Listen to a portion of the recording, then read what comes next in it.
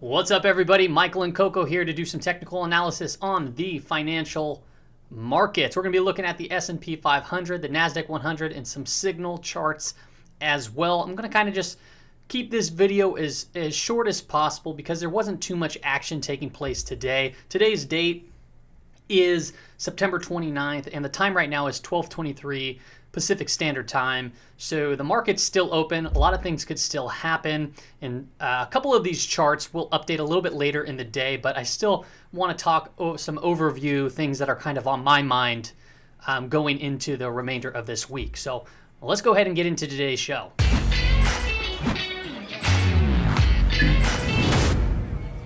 All right, welcome back. We are here looking at the S&P 500 on the daily time frame. Now, the month is about to end.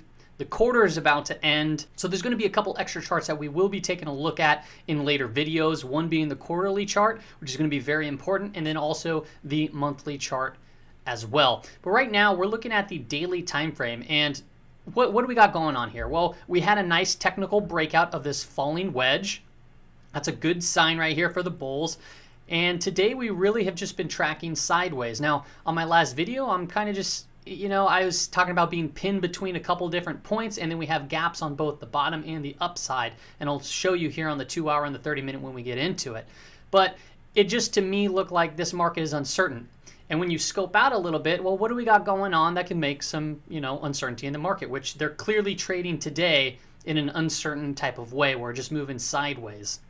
So, one, we had the presidential election debates, and the market, also known as Wall Street, could be very uncertain as to what the outcome of that might be.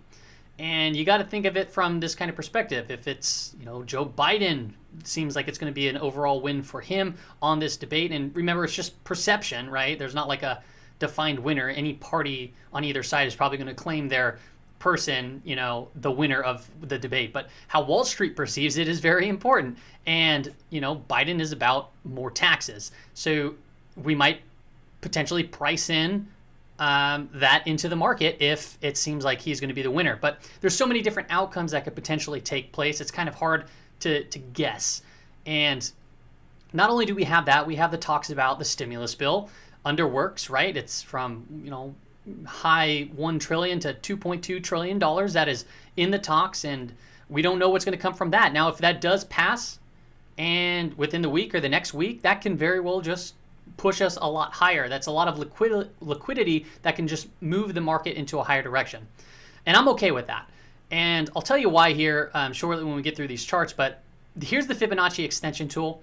The 61.8 level on the Fib is one of the more important levels to kind of keep an eye on that we can get rejected from. This one is a really highly sought after, watched Fibonacci level. So if we start getting a big kind of relief rally here, if we get above this 50-day period moving average, which we got a little bit rejected today, but we did capture the 5 EMA, the exponential moving average here. So that is a good sign, but we're still, once again, pinned between the two. We were pinned between the two back here as well earlier in the month when we discussed it on a previous market brief and then broke downwards. So we might, depend, whatever comes out, right? We might get some bad news or some good news or whatever the case might be, and then we can break down to a lower level. And I'm looking at this bigger box down here to be putting on a more longer term position.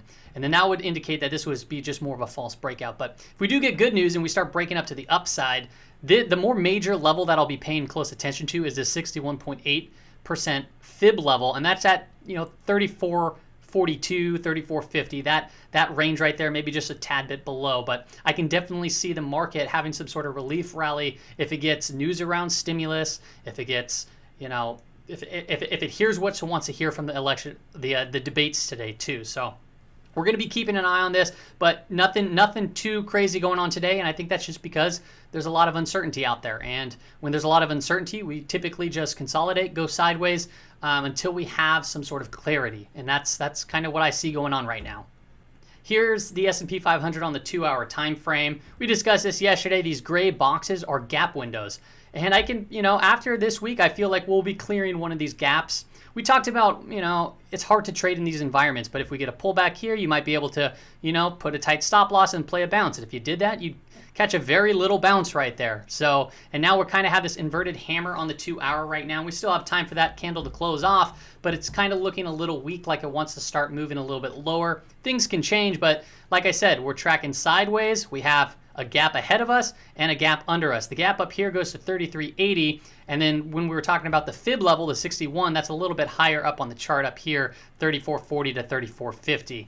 So we got to keep an eye on it. That would make sense to see a relief rally up there on this technical breakout. So, you know, it's a possibility. On the 30-minute time frame, you can see a little bit more scoped in. And once again, these charts, they're all linked down in the description. So if you want to pull them up and kind of analyze them yourself, please feel free to do so.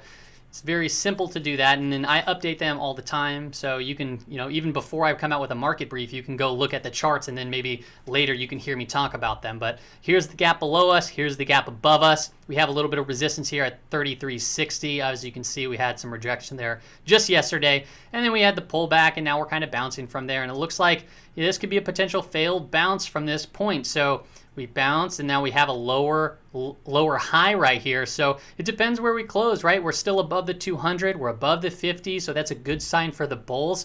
But, you know, in the grand scheme of things here, we're just tracking sideways due to market uncertainty. So it's very hard to make a strong decision on a certain trade plan right now because of it. So if you're on the edge, or if you feel rushed to make a trade, right now is not the greatest time, because we're not next to, you know, main levels of support and or resistance. So you'd be really just taking a guess moving into a lot of, you know, market uncertainty. I wouldn't recommend that. Here's the Nasdaq on the daily. We did recapture the 5 EMA, so we're above that. Now it's one of the more frequently tagged moving averages, so it's very possible that we can go retouch it, but it is curling up. That's a nice sign. It looks like it wants to start crossing above the 50 period moving average. We did capture that, and it looks like we're kind of hanging around the 20 period moving average, which is right in the middle of these Bollinger Bands. The MACD down here looks like it still wants to start crossing over. That could be a good sign for the bulls to potentially see a move higher. Now, this candle previous day was a hanging man candle. Those are sometimes reversal type candles, but we need confirmation. And now we have a, you know, inside trading. It's kind of inside trading day, not really, but it's a doji candle, which means indecision. So it's the market's undecided. Not too much stuff going on here. If we start seeing a push higher, well, then let's look at the top high of this candle right here. That's 11,800. We can even potentially move higher than that, and that's very possible if we do get some sort of relief rally, stimulus package, or if Wall Street hears what it wants to hear during this presidential debate. Now, the presidential debate, this is just one of the many that are going to be to come, so we're going to have more presidential debates through October. October's typically a bad trading month, so we'll see how that all plays out. You know, it's just that time of the year. It's that time of the season with all the elections that brings up market uncertainty. So if you don't like this type of whipsaw type moving, chop back and forth, one, stay away, or two, only trade from major areas of support and resistance, so you give yourself the odds of, you know, having more probable risk versus reward trades. The NYMO indicator, this is the breadth of the market, and I talked about this yesterday. We kind of moved into positive territory, but we've been in negative territory for so long, and we're now starting to break out of that technical falling wedge. I always do that. We're breaking out of that, so that's a good sign. Now, what's interesting here is if we start getting a push up higher, and this NYMO or in the SPX starts moving into that 61.8% fib level, that could just make for a very good area to potentially put in a nice risk versus reward trade. We're going to have to monitor this one. Depending on when you're watching this, you can click the link in the description and the chart will be updated. Either we're going to be higher and or lower. Today, with the market moving sideways, I don't think there's going to be much of an interaction on this chart, but we're just going to keep an eye for this because it makes sense after being in the readings for so low to see some sort of spike to the upside. It would make sense to see that. Here is the CPC. This is smoothed over a 10-period moving average, and the CPC is the put-to-call ratio. And the put-to-call ratio right now is at 0.77, okay? And then the 10-day moving average is at 0.88. But what does that say? So we have the index, and the index is typically above 1. That means we have institutions hedging their bets, and we saw a little bit of a spike in that. But the CPC index, the CPCE, sorry, I should say, CPCE is usually under 1. And that's because it's more equity retail traders that are just buying call options, and that I don't have the chart up right here, but I can assure you that that is actually pretty low as of right now. So what does that tell you? What does that sentiment tell you when the CPCE is really low? It means there's not much fear. There's a lot of people buying calls and the retail side of things. So we're seeing a spike up in institutions doing short positions so they could be hedging their bets, right? And we have the equities market, the retail traders going long on calls. So they might be jumping into this. And that's why yesterday I kind of talked, this could be potentially just a bull trap being set up here for the near future. Even if we have a relief rally and they capture some gains, it could still all be just sucking in more people for potentially move to a lower position, especially coming into October. So like I said, trade with caution, be very nimble here. Don't always believe these breakouts that they're going to be continuing to the upside for a long period of time. It's going to take a lot of liquidity and a lot of just market participation to move it back up to the all-time high. So be very, very careful trading in these environments because it's not going to be a straight shot up like it was in March. We're going to see some big whipsaws taking place. And the best thing that we can do is look for major areas of support, resistance. We take trades from each of those areas, and then we could kind of, play the middle as they play out. I wanted to bring up the banking index. This is the regional banking index, not the usual one that I put up, which is the 25 largest U.S. institutions. This is the regional bank, so it's like the mom and pop banks.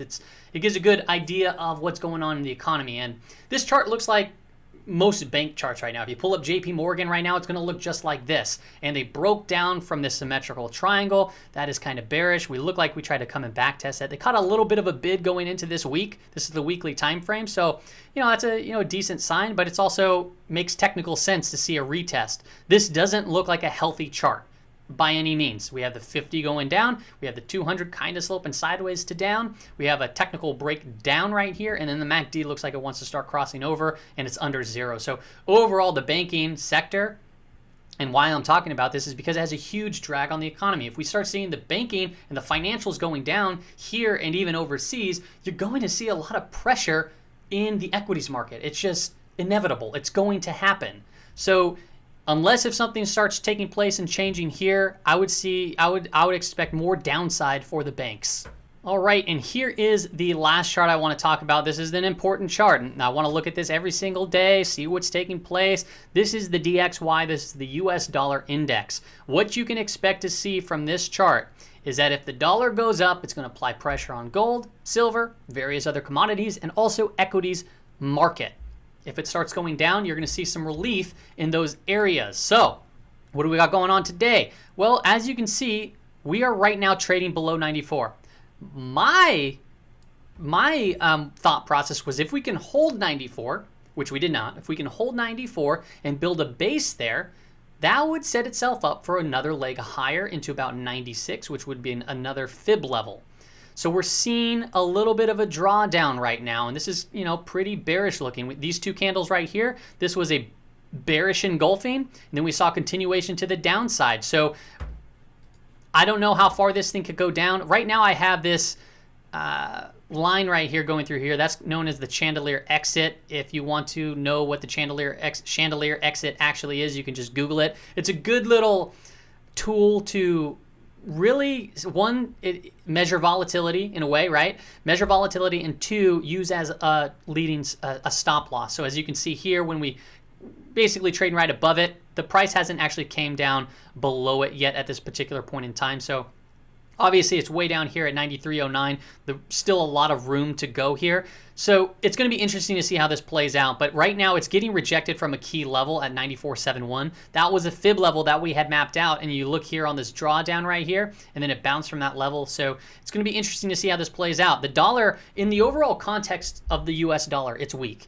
You can zoom out. You can look at the overall down channel that it's in. You can look on any time frame, and you could try to twist it and tweak it in any way. But really, the context of the chart is bearish.